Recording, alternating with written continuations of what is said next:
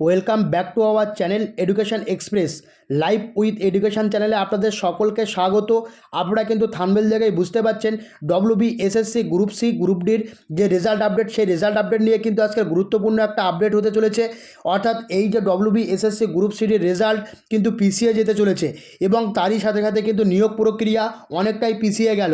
কারণ এই কালকেরে কিন্তু গতকাল যে নোটিশ কিন্তু এসএসসি থেকে প্রকাশ করা হয়েছে বা সরকার থেকে প্রকাশ করেছে যে কোন কোন নোটিফিকেশান অর্থাৎ এই ওবিসি মামলার আগে হয়েছিল এবং কোন কোন নোটিফিকেশান এই ওবিসি মামলার পরে হয়েছিল, এই সংক্রান্ত কিন্তু তথ্য জানতে চেয়ে কিন্তু রাজ্য সরকার কিন্তু বিভিন্ন দপ্তরে কিন্তু তলব করেছে এবং এই তলব করার পর থেকে কিন্তু অর্থাৎ এটা কিন্তু 2 সপ্তাহের মধ্যে কিন্তু এই তলব করেছে। 2 সপ্তাহের মধ্যে তাদের রিপোর্ট দিতে হবে। এই রিপোর্ট নিয়ে কিন্তু তার পরবর্তীতে তারা কিন্তু এই রেজাল্টগুলো বার করবে। কিন্তু আমরা দেখতে পাচ্ছি WBSSC গ্রুপ সিডির যে রেজাল্ট বা গ্রুপ সিডি বা SLST 2 অর্থাৎ এইটা কিন্তু কোনো রকমভাবে অনগোয়িং প্রসেসের আন্ডারে ছিল না। এটা যখন নোটিফিকেশান বেরিয়েছিল তার আগেই কিন্তু ওবিসি মামলা কিন্তু কেস উঠেছিল এবং ডিভিশন বেঞ্চ থেকে কিন্তু একটা রায় দিয়েছিল। তো এই যে WBSSC গ্রুপ সিডির রেজাল্ট তাহলে কি বেরোবে না? অবশ্যই বেরোবে। সেটা কিন্তু বের হতে কিন্তু অনেকটাই লেট আছে এবং এই লেট হওয়ার কারণ হচ্ছে প্রায় আগস্টের লাস্ট উইক এবং সব কিছু করতে কিন্তু পুজোর পর হয়ে যাবে। কিন্তু এত তাড়াতাড়ি কিন্তু কোনো রকমভাবে রেজাল্ট বা নিয়োগ প্রক্রিয়া কিন্তু এত তাড়াতাড়িভাবে হবে না। সরকার কিন্তু তার স্বচ্ছতার সঙ্গে নিয়োগ করতে চাইছে, যেন কোনো রকম আইনি জটিলতা না থাকে, কোনো রকম আইনের মারপ্যাঁচ না থাকে। সেই সংক্রান্ত বিষয়ে তারা কাজ করার জন্য কিন্তু একদম স্বচ্ছভাবে নিয়োগের তাগিদে তারা কিন্তু এই বিভিন্ন রকম কাজগুলো করছে, যাতে একটা নিয়োগ স্বচ্ছভাবে দেওয়া যায়, যাতে কোনো রকমভাবে আঙুল না তুলতে পারে।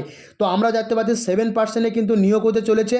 এই WBSSC গ্রুপ সিডি এবং SLST 7% কিন্তু নিয়োগ হবেই। এটা কিন্তু বিভিন্ন নোটিফিকেশানে কিন্তু আমি গতবার দেখিয়েছি এবং প্রমাণ কিন্তু এর আগের ভিডিওতে দেখিয়েছি যে 7% কিন্তু নিয়োগ হওয়ার চান্সেসটা একটু বেশি এবং 17% নিয়োগ হওয়ার চান্সেসটা কম।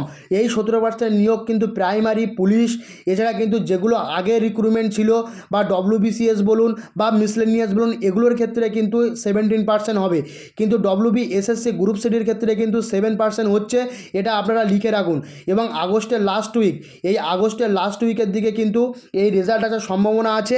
কোনো রকমভাবে আপনারা কিন্তু এই রেজাল্ট নিয়ে কোনো রকম টেনশন করবেন না। যেরকমভাবে আপনারা ইন্টারভিউ প্রিপারেশান নিচ্ছিলেন সেরকমভাবে ইন্টারভিউ প্রিপারেশান এবং টাইপিং টেস্ট কিন্তু নিয়ে যান। ইন্টারভিউ প্রিপারেশানের সাথে সাথে কিন্তু টাইপিং টেস্টটাও আপনারা বাড়িতে প্র্যাকটিস করছিলেন সেভাবে কিন্তু প্র্যাকটিস করুন।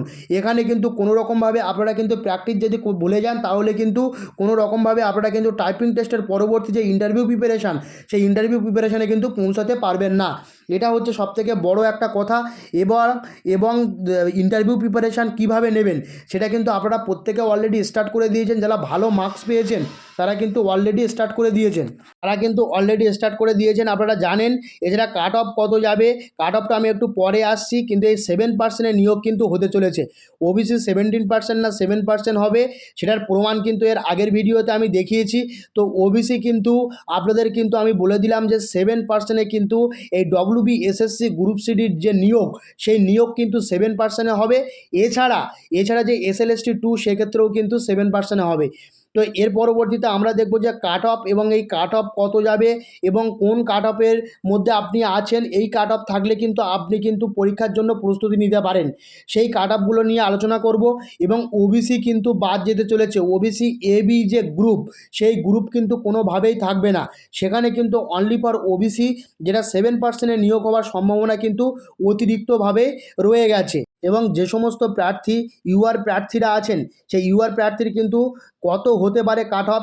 প্রার্থী যারা আছেন গ্রুপ সির ক্ষেত্রে বলছি, প্রার্থী যারা আছেন 53+, অর্থাৎ 53+ যদি আপনি পেয়ে থাকেন তাহলে কিন্তু আপনি টাইপিং এবং ইন্টারভিউর জন্য প্রস্তুতি শুরু করুন।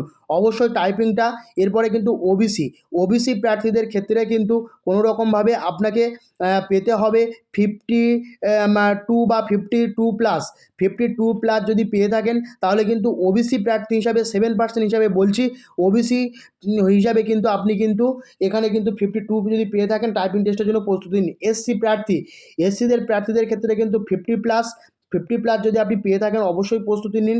এছাড়া কিন্তু এসটি প্রার্থীদের ক্ষেত্রে কিন্তু 48+ যদি থেকে থাকেন তাহলে অবশ্যই আপনারা প্রস্তুতি নিন। ইডব্লিউএসে খুব কম যাবে না। ইডব্লিউএসের ক্ষেত্রে কিন্তু 48+ যদি পেয়ে থাকেন অবশ্যই প্রস্তুতি নিন। এছাড়া কিন্তু পিএইচের ক্ষেত্রে যদি 45 যদি পেয়ে থাকেন তাহলে অবশ্যই কিন্তু আপনারা প্রস্তুতি নিন। তো এই সমস্ত বিষয়গুলো কিন্তু অবশ্যই আপনারা খেয়াল রাখবেন যে যারা টাইপিং টেস্টের জন্য কিন্তু যদি আপনি সিলেক্ট না হন তাহলে কিন্তু ইন্টারভিউ ধাপে আপনি ইন্টারভিউ দিতে পারবেন না। টাইপিংয়ে কিন্তু আপনাকে ভালো মার্কস পেতে হবে, তারপরেও কিন্তু আপনি ইন্টারভিউ পাবেন। এরপরে আমরা আসবো গ্রুপ ডি প্রার্থীদের ক্ষেত্রে। গ্রুপ ডি প্রার্থীদের ক্ষেত্রে কাট অফ কত যাবে? গ্রুপ ডি প্রার্থী কিন্তু অনেকেই আছেন বিভিন্ন জোন থেকে। কে কোন জোন থেকে দেখছেন অবশ্যই দেখবেন। ইউআর প্রার্থীদের ক্ষেত্রে 35 বা 36+ যদি হয়ে থাকেন এবং 35 পেলেও কিন্তু আপনারা কিন্তু প্রস্তুতি শুরু করে দিন। ইউআর প্রার্থী যারা আছেন তাদের ক্ষেত্রে বলছি। এরপরে আমি এসসি প্রার্থীদের ক্ষেত্রে বলছি। এসসি প্রার্থীরা যারা আছেন তারা কিন্তু এখানে 33+ যদি পেয়ে থাকেন অবশ্যই কিন্তু প্রস্তুতি শুরু করে দিন। এরপরে এসটি প্রার্থীদের ক্ষেত্রে কিন্তু বলছি 31+ যদি পেয়ে থাকেন তাহলে কিন্তু অবশ্যই প্রস্তুতি শুরু করে দিন। ওবিসি প্রার্থীদের ক্ষেত্রে বলছি 35, অর্থাৎ যদি আপনি ওবিসি প্রার্থী হিসাবে 35+ পেয়ে থাকেন অবশ্যই কিন্তু ইন্টারভিউ প্রস্তুতি শুরু করে দিন। ইন্টারভিউ প্রস্তুতি কিন্তু আপনারা কিন্তু অনেক টাইম পাচ্ছেন, এই টাইমের মধ্যে কিন্তু করে দিন। পিএইচের ক্ষেত্রে 30+, পিএইচে যারা আছেন তারা কিন্তু 30+, কেননা কোশ্চেনের মান কিন্তু কঠিন থেকে সহজ, সহজ থেকে কঠিন এরকম টাইপের হয়েছিল, অনেক হল ম্যানেজ হয়েছে যেটা আমরা জানতে পাচ্ছি। তো সেক্ষেত্রে কিন্তু একটু কাট অফটা কিন্তু একটু হাই যাবে। তো এক্ষেত্রে কিন্তু পুরো বিষয়টা আপনাদেরকে বোঝাতে পেরেছি। এবং এই যে নাম্বারগুলো বললাম এই নাম্বারের আশেপাশে যদিও আপনি থেকে থাকেন অবশ্যই কিন্তু হাল না ছেড়ে প্র্যাকটিস কিন্তু শুরু করে দিন। প্র্যাকটিস মেক্স পারফেকশান, অর্থাৎ এটা প্র্যাকটিস কিন্তু আপনাকে পারফেকশান তৈরি করবে। তো ইন্টারভিউ রিলেটেড যদি কোনো প্রশ্ন লাগে বা ইন্টারভিউ রিলেটেড যদি কিছু করাতে হয় আমার এই চ্যানেলে কিন্তু অনেক রকম ভিডিও আপনারা পাবেন। সেখানে কিন্তু ইন্টারভিউ রিলেটেড অনেক কোশ্চেন আপনারা পাবেন। সেখানে পরিস্থিতিমূলক প্রশ্ন, ব্যক্তিগত প্রশ্ন, এছাড়া কিন্তু আরও বিভিন্ন রকম প্রশ্ন কিন্তু এখানে পাবেন। তো ডব্লিউবিএসএসসি গ্রুপ সিডির রেজাল্ট আপডেট কিন্তু এই নিয়ে ছিল এবং রেজাল্ট কিন্তু আসতে আরও লেট আছে। আপনারা যারা প্রস্তুতি চালিয়ে যাচ্ছিলেন তারা প্রস্তুতি চালিয়ে যান এবং সেই সঙ্গে নতুন যে প্রিপারেশান, অর্থাৎ নতুন যে পরীক্ষার প্রিপারেশান সেটা কিন্তু নিতে থাকুন। কেন একটার উপরে ভরসা করে কিন্তু জীবনটা চলবে না, একটার উপরে কিন্তু আপনার লাইফ নির্ভর করবে না। তো সেহেতু নতুন যে পরীক্ষাগুলো আসছে সামনে, রেল বলুন বা সামনে পঞ্চায়েত বলুন, এছাড়া কিন্তু আরও বিভিন্ন রকম পরীক্ষা যেগুলো আসছে সেগুলো কিন্তু আপনারা দিতে থাকুন এবং সেগুলোর কিন্তু প্রিপারেশান নিতে থাকুন।